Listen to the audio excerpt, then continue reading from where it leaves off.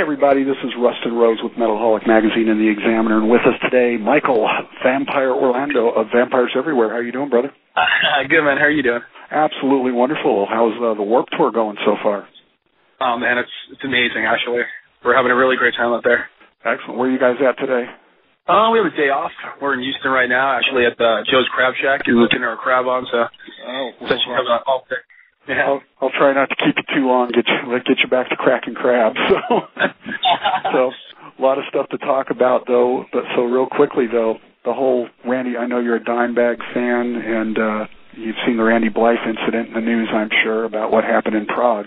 What are your thoughts on that whole thing about fans jumping on stage and how responsible artists are? And well, I mean, to be honest with you, I grew up with a giant punk roots background, so I was like jumping on stage and getting involved with the the band is something that I like. Warped Tour won't have that anywhere near that, but they won't even have moshing. Can't even insinuate moshing at Warped, but I'm all for the whole punk mentality of get involved with the fans. If they can make it on stage, make it on stage, as long as the fans responsible and you're responsible and the security staff's not a piece of shit. So that's how I feel about that. So what sort of responsibility do you think the fans hold if they get injured doing this? It's like if it's a club show, I would say a waiver signing would be good to say, I'm not going to be an idiot. And if something does happen, it's at my own regard. It is a fan's responsibility to act, civil. So, yeah, I would say, if you're going to go and jump on a stage, you got to know what's coming for you. The new album just came out, Hellbound and Heartless. Yeah. Listening to it, I got to tell you, this album seems to me like this is really like your first record. When I listen to it, I get a sense that you sort of found yourself on this one.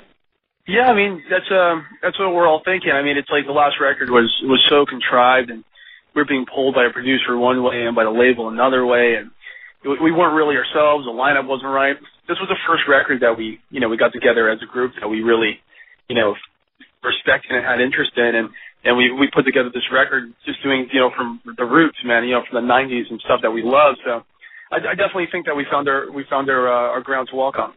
With some of the new guys in the band, how did that sort of change the dynamic in the studio this time around? It was great, actually. Our guitar player, DJ Black, he came to the band, and we did all of the record at my house, demoing it all out with electric drums before we entered the studio with the other two producers, and we already had a finished record when we entered. So it was a great feeling to have something already done and just go and re-record it in the studio and kind of tweak it out.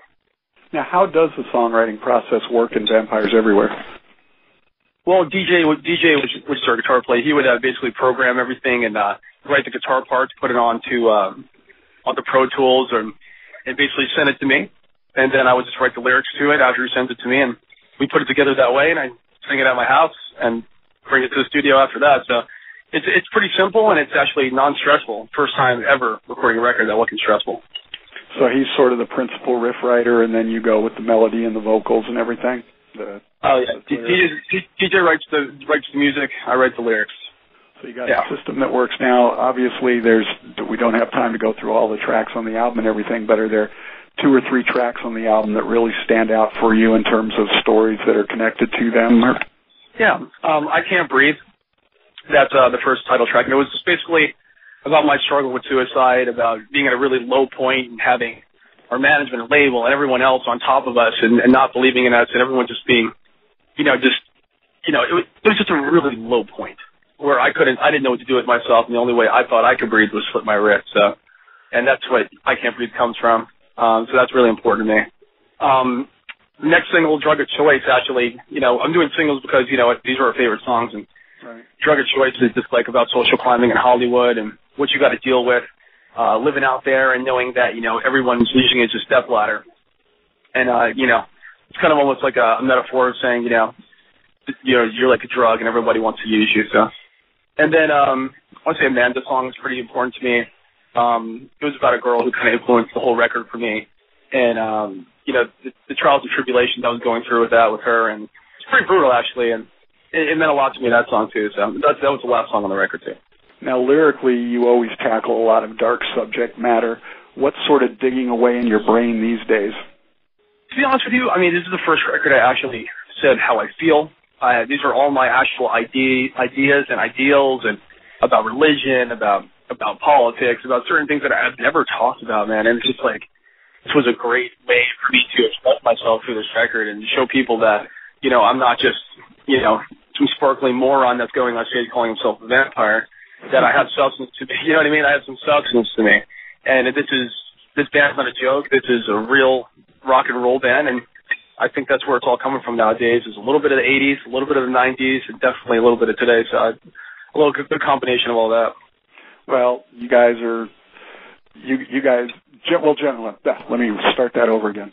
I think I got crab in my own mouth. I'm not talking crap today. When people look at musicians and such, generally they always think very liberal, very socialist. What's your take on what's going on in America right now with politics and everything, and where our country's at? You know, I mean, I'm an anarchist. I mean, when it comes to a structure, for me, it's kind of null and void. I like to look at rock and roll the same way I look at everything else. It's like, it's anarchy. It's going out there, doing what you love, not giving a shit about what everyone thinks about you, about who's ahead of you, about what's going on. I mean, right now, the music scene, if anything, is everyone competing against each other, and everyone's doing the same kind of monotonous music. And that's the cool thing about what's going on with us, is that, you know, even on the Warped Tour, these bands are coming out to us going, you know, we really respect that you went a different route. You went your own way. And, you know, it's awesome, to be honest with you, to have that kind of motivation from peers and bigger bands that you grew up listening to. But relating to politics, I mean, I'm an anarchist. So, I mean, like, everything that's going on right now is bullshit to me anyway.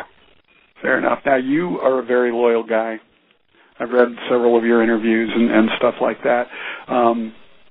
There's been a lot of turnover so far in the band. Where does that sit with you in terms of your loyalty, your feelings of loyalty and everything?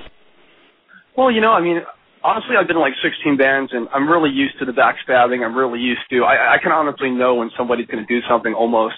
I got tricked a couple times in this band, but everyone thinks that when they get to a certain level that they can leave the boat, you know, leave the nest and kind of do their own thing, but everyone's left prematurely and landed, you know, flat on their face. And I've done nothing to spawn this. Most of these people create their own drama, and they do so they can mentally, you know, separate themselves from, you know, an actual good situation and make it into a bad situation. So I've always been loyal to everyone in the band.